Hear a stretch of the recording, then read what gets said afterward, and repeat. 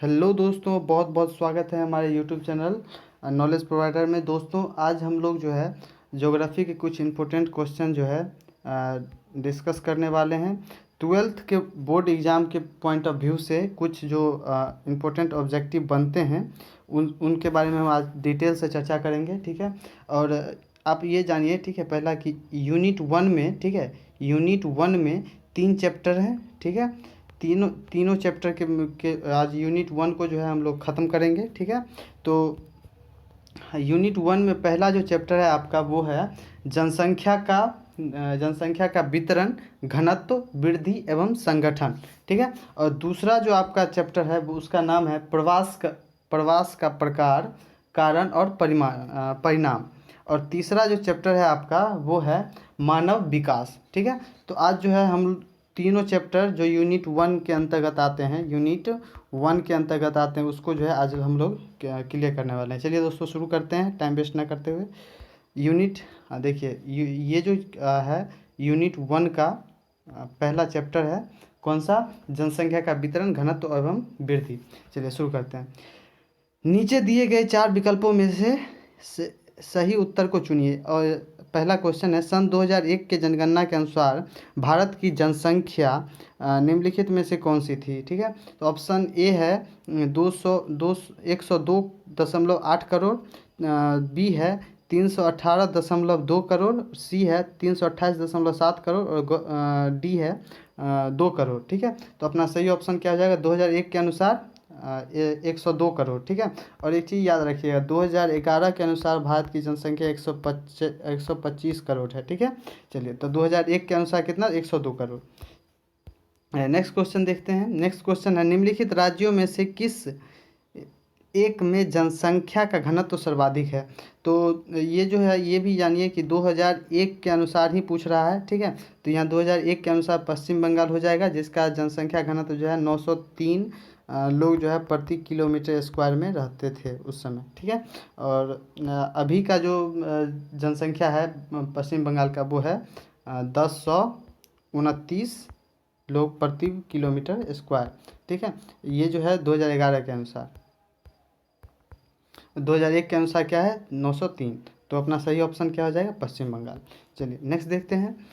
सन 2001 की जनगणना के अनुसार निम्नलिखित में से किस राज्य में नगरीय जनसंख्या का अनुपात सर्वाधिक है? तो किस जनसंख्या पूछ रहा है, नगरीय जनसंख्या राज्य का, तो महाराष्ट्र हो जाएगा, ठीक है। क्योंकि महाराष्ट्र में मुंबई पड़ता है, ठीक है। और मुंबई में जो है सर्वाधिक लोग रहते हैं, ठीक है। चलिए कितना रहते हैं 1 किलोमीटर में? 17,000। चलिए नेक्स्ट क्वेश्चन देखते हैं। नेक्स्ट क्वेश्चन है, निम्नलिखित में से कौन सा एक समूह भारत के विशालतम भाषाई समूह है, ठीक है। तो भाषाई समूह पूछ रहा है, तो यहाँ पे ऑप्शन ए है चीनी तिब्बत, बी भारतीय आर्य, सी अस्ट्रिक और डी द्रविड़, ठीक है। तो अपना जो सही ऑप्शन क्या हो जाएगा? भारतीय आर्य। चलिए नेक्स्ट क्वेश्चन देखते हैं।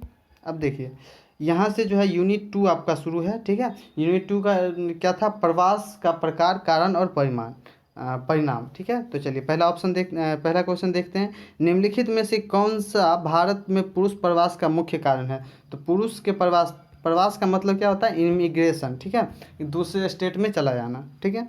तो चलिए, तो यहाँ क्या हो जाएगा? काम और रोजगार। चलिए नेक्स्ट देखते हैं। निम्नलिखित में से किस राज्य में सर्वाधिक जनसंख्या में अप्रवासी रहते हैं? ऑप्शन ए है उत्तर प्रदेश, बी दिल्ली, सी हो गया महाराष्ट्र और डी बिहार। तो सर्वाधिक जनसंख्या में अप्रवासी कहाँ रहते हैं? तो इसमें भी जो है महाराष्ट्र हो जाएगा, ठीक है। और दूसरे स्थान पर दिल्ली, याद रखिएगा। चलिए ऑप्शन क्वेश्चन नंबर 3 है, भारत में प्रवास की निम्नलिखित धाराओं में से कौन सी एक धारा पुरुष प्रधान है, ठीक है। तो पुरुष प्रधान ऑप्शन ए है ग्रामीण से ग्रामीण, बी है नगरीय से ग्रामीण और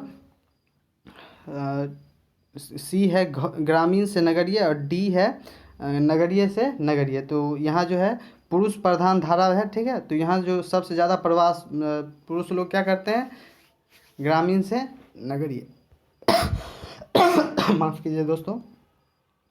चलिए क्वेश्चन नंबर 4 देखते हैं। निम्नलिखित में से किस नगरीय समूहन में प्रवासी जनसंख्या का सर्वाधिक अंश है? तो ऑप्शन ए है मुंबई नगरीय समूहन, बी दिल्ली नगरीय समूहन, सी बेंगलोर नगरीय समूहन और डी चेन्नई नगरीय समूहन। ठीक है, तो अपना सही ऑप्शन क्या हो जाएगा? मुंबई नगरीय समूहन। ठीक है, मुंबई में अभी मैंने बताया कि सर्वाधिक लोग रहते हैं प्रवासी में। ठीक है, सबसे ज़्यादा जो है इमिग्रेट करके लोग कहाँ जाते हैं? मुंबई। चलिए अब देखिए ये जो है अब, और ये आपका चैप्टर नंबर 3 हो जाएगा। ठीक है, मानव विकास। क्या हो जाएगा? मानव विकास। याद रखिएगा, यूनिट 1 का तीसरा चैप्टर है मानव विकास। चलिए तो यहाँ देखते हैं क्वेश्चन। मानव विकास सूचकांक 2005 के संदर्भ में विश्व के देशों में भारत की निम्नलिखित में से कौन सी कोटि थी? ठीक है, तो मानव विकास सूचकांक जो है 2005 पूछ रहा है, तो ये ऑप्शन ए है 126, बी 127, सी 128 और डी 129। ठीक है, तो यहाँ अपना ऑप्शन सही सही क्या हो जाएगा? 127। ठीक है, चलिए नेक्स्ट क्वेश्चन देखते हैं हम लोग। मानव विकास सूचकांक में भारत के निम्नलिखित राज्यों में से किस एक की कोटि उच्चतम है? ए है तमिलनाडु, बी पंजाब, सी केरल और डी हरियाणा। तो उच्चतम कोटि में पूछ रहा है। ठीक है, मानव विकास में सबसे उच्चतम कोटि में राज्य। ठीक है, तो चलिए यहाँ पे ऑप्शन क्या हो जाएगा अपना सही? केरल। ठीक है, क्यों? क्योंकि यहाँ साक्षरता दर सबसे अधिक है। क्वेश्चन नंबर 3 है, भारत के निम्नलिखित राज्यों में से किस एक में स्त्री साक्षरता दर निम्नतम है? तो स्त्री साक्षरता दर निम्नतम किस में है?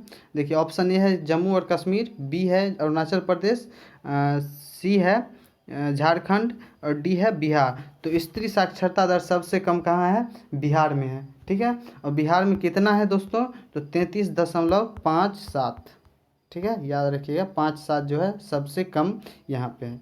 चलिए अब पूछ रहा है, नेक्स्ट क्वेश्चन है, भारत के निम्नलिखित राज्यों में से किस एक में 0 से 6 वर्ग आयु वर्ग के बच्चों में लिंगानुपात निम्नतम है? ठीक है, 0 से 6 वर्ष में जो है 6 वर्ष तक के बच्चों में लिंगानुपात निम्नतम है।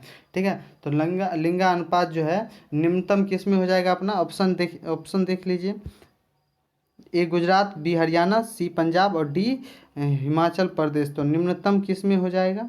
हरियाणा। ठीक है, हरियाणा में बहुत कम है। 2001 के अनुसार 800 मात्र था। ठीक है, प्रति 1000 पुरुषों पर केवल 8000 महिलाएं थी। ठीक है, तो यहाँ पे सबसे निम्नतम हो जाएगा।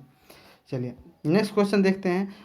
भारत के निम्नलिखित केंद्र शासित प्रदेशों में से किस एक की साक्षरता दर उच्चतम है?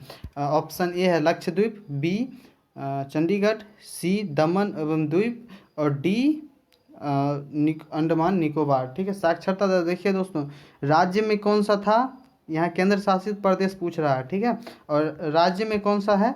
राज्य में केरल। ठीक है, राज्य में केरल। और यहाँ पूछ क्या रहा है?